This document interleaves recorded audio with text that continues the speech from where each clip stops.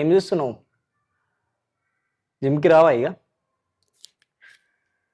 అప్పుడెప్పుడో 2025 December 31st night plan చేసినావు.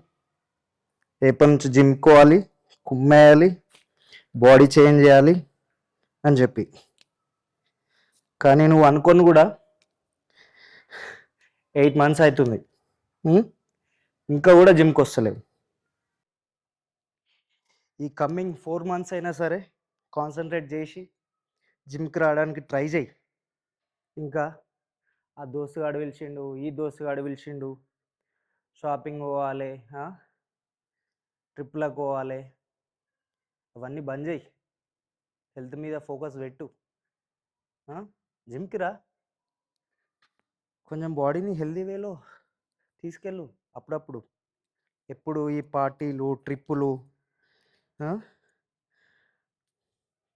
ఇవి కాదు.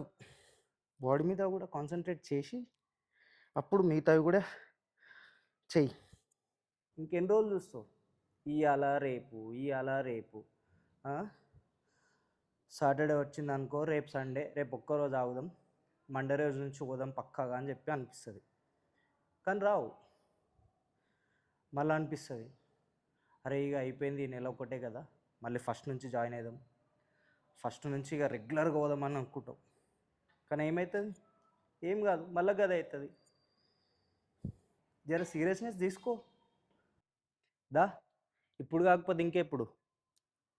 మళ్ళీ పుడతావా ఏంది?